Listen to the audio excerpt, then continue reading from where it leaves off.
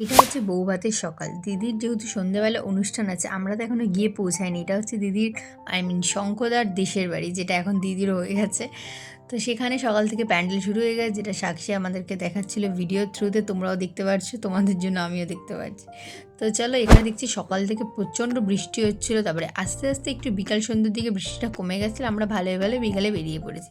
আর এখানে ততক্ষণ হয়ে গেল ওদের ভাত খাবারের রিচুয়ালস। বাকি সব কিছু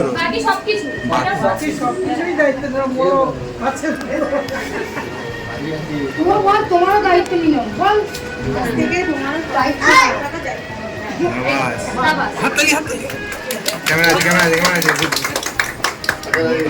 এখানে যেহেতু দিদি নতুন বউ, যার জন্য সবাইকে পায়েস দিচ্ছিল, কারণ নতুন বউদের মিষ্টিমুখ করাতে হয় সবাইকে, সেটাই দিদি করছিল।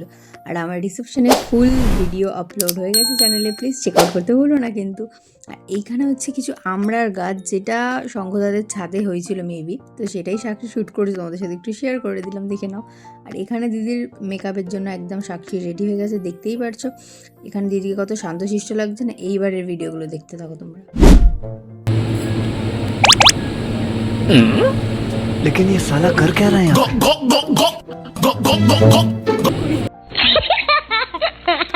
ঠিক বলা যায় বন্ধু যখন মেকআপ আর্টিস্ট হয়, ঠিক এইটাই হয়। তো চলো আরো মজাদার কিছু দেখে নাও।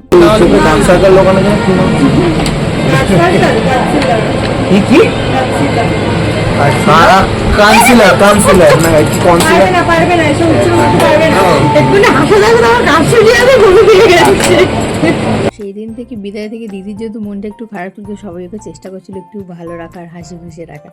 তো তারপরে দেখতে দেখতে তোমরা আমাদেরও আসার ব্লগ দেখতে পারবে, আমরা এসে কী কী মজা করেছি, দেখা করেছি। আর এইগুলো হচ্ছে আমাদের বাড়ি থেকে তত্ত্ব গেছে শঙ্করদাদের বাড়িতে। চলো দেখা হচ্ছে নেক্সট মিনিট ব্লগে।